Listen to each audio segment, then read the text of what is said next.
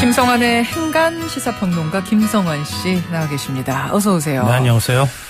오늘은 행간 어떤 내용을 좀 다뤄볼까요? 요즘 언론 보도를 보면서 사드라는 말이 부쩍 자주 눈에 띄었을 것 그렇더라고요. 같은데요. 예. 이 고고도 미사일 방어 체계인 사드의 한반도 배치를 놓고 미국은 뭐 기정사실인 것처럼 흘리고 한국은 아니라고 지금 펄쩍 뛰고 있습니다.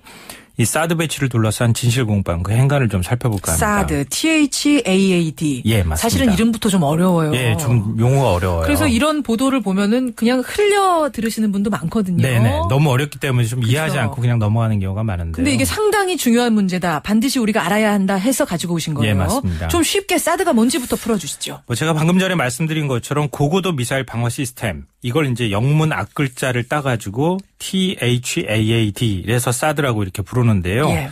용어는 좀 어렵지만 그동안에 MD라는 말은 많이 들어보셨을 것 같아요. 미사일 방어하는 체제. 네, 맞습니다. 말하는 거잖아요. 그 형태라고 보시면 될 것 같은데요.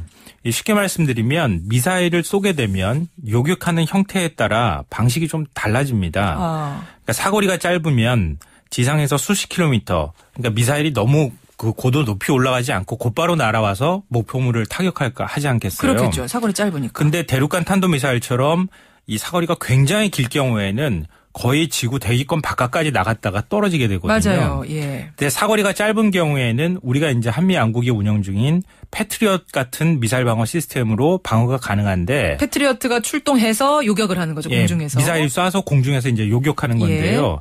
대륙간 탄도미사일처럼 아주 높은 고도에서 올라갔다가 떨어지는 경우에는 사드 같이 아주 높이 가서 요격하는 그런 미사일 방어 시스템이 필요하다는 거죠. 그렇군요. 미국이 현재 북한의 미사일 공격으로부터 한반도를 보호하기 위해서는 이 사드 배치가 필요하다 이렇게 얘기를 하고 있는 겁니다. 그 높은 곳에 올라가서 요격할 수 있는 시스템까지 한반도에 배치시키겠다. 그렇죠. 이걸 예, 요구. 맞습니다. 그러면은 북한의 미사일 공격으로부터 우리 보호해 준다는 건데 우리 정부가 펄쩍 뛰면서 지금 반발하는 이유는 뭡니까?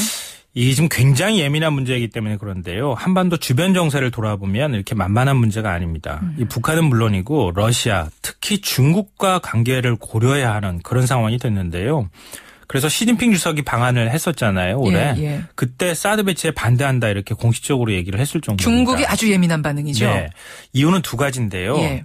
이 사드가 핵 공격과 관련이 돼 있기 때문입니다. 그게 무슨 말씀이세요? 이 역사가 조금 오래된 얘기이긴 하지만 예. 미소양국이 핵 군비 경쟁을 벌일 때 핵무기를 처음 개발할 때는 비행기로 실어서 투하를 하는 방식이었잖아요. 그렇죠. 그 다음에 개발된 게 대륙간 탄도미사일이었습니다. 예. 그러니까 미사일에 핵탄두를 실어서 쏘는 방식이었는데 예. 그렇게 되면은 버튼 하나로 막 전쟁이 이루어지는 상황이 오는 거잖아요. 핵이 막 뚝뚝 떨어지는 상황이 되는 거죠. 네, 그렇죠. 근데 그렇게 균형을 핵 군비 경쟁에서 균형이 이루어졌는데 그 균형을 깬 것이 바로 MD라는 시스템입니다. 왜냐하면 대륙간 탄도미사일이나 미사일을 쏘게 될 경우에 한쪽만 요격을 열심히 하고 다른 한쪽은 요격을 못한다고 하면 군비 경쟁이 확 균형이 깨져버릴 거 아니겠어요? 전쟁이 안 되니까. 네, 전쟁이 예. 안 되는 거죠. 예. 그 시스템을 바로 중국 턱 밑에다 갖다 놓겠다는 얘기예요. 아하. 러시아 턱 밑에다가. 그럼 당연히 그 당사국들이 반발하지 않겠어요. 결국은 나중에 다른 군비 경쟁으로 이게 진화할 가능성도 있는 것이고요. 그게 첫 번째 이유고요. 예. 두 번째로는 이 미사일을 굉장히 높은 고도에서 미사일이 움직이는 거를 알 수 있으려면은 예. 엄청나게 성능이 좋은 레이더가 필요하지 않겠어요? 그렇겠죠. 그게 X밴드 레이저라고 X밴드 하는 레이더. 레이더라고 하는 건데요. 이게 4,800km 반경 안에 있는 야구공을 식별할 정도의 성능을 가지고 있어요. 야구공을 4,800km 예. 떨어져 있는. 그렇기 때문에 이 만약에 지금 평택 같은 미군 기지에 이 사드를 배치하게 되면은 예. 중국의 군사 활동을 손바닥 들여다보듯 다 들여다볼 수 이 있다는 두 번째 이유가 겁니다. 더 큰 것 같네요. 제가 볼 때. 예, 그렇습니다. 그러니까 이 사드 설치하면 자연히 레이더도 하나 설치해야 되는데 그 레이더 성능이 중국의 야구공까지 들여다볼 정도다. 예, 맞아요. 그러니까 반발할 수밖에 없지 않겠어요? 우리 집 그러네요. 앞마당을 다 들여다보겠다는데.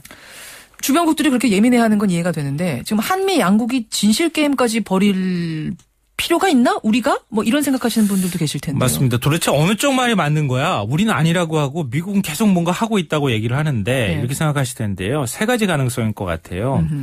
비유를 하자면 미국이 일방적으로 짝사랑하는 경우. 무슨 말씀이세요? 근데 우리는 마음이 없는데 미국 혼자서 나 누구 좋아한다. 나 사드 이거 하고 싶어라고 열심히 떠들고 다니는 격인데요. 예.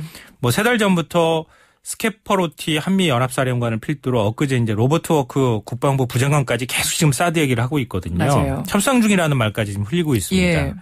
그러니까 우리나라 국방부는 이제 협상한 적이 없다 이렇게 얘기를 하고 있는데 우리는 협상한 적 없다고 하는데 미국은 협상 중이라고 얘기를 하는. 네, 미국이 계속 이제 설 배치를 하고 싶으니까 그렇게 흘린다. 이게 첫 번째이고요. 예. 두 번째로는 결혼을 약속하긴 했지만 혼수 문제로 갈등하고 있는 상황. 아. 이게 뭐냐면은요. 예, 예. 한미 양국이 이 미국이 저렇게 바라는데 우리가 이걸 협상도 안 한다고 하는 건 사실 말이 안 되는 것 같고요. 그럼 결국은 이제 어떻게 배치를 할까 얘기를 할 텐데 문제는 돈 아니겠습니까? 혼수 문제가 왔다 갔다 하는 거군요. 네. 조금 더 뭔가를 줘야지 우리가 배치를 하지. 배치하더라도 한국이 좀 부담해야지 이런 상황이 되는 건데요. 사드가 제 역할을 하려면 한 3-4개 포대가 필요한데요.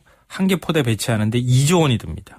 그렇군요. 그럼 3개를 배치한다면 6조 원 가까이 들기 때문에 예. 한국이 그중에 한 포대만 배치하는 걸 돈을 대라 그래도 2조 원이 필요하기 때문에. 지금 우리한테 대라는 거예요? 아니 노골적으로 이렇게 얘기는 하고 있지 않지만 분석이 그럴 이제 가능성이 되는 있다. 겁니다. 그러니까 우리가 몰라 이렇게 지금 빼는 거고요.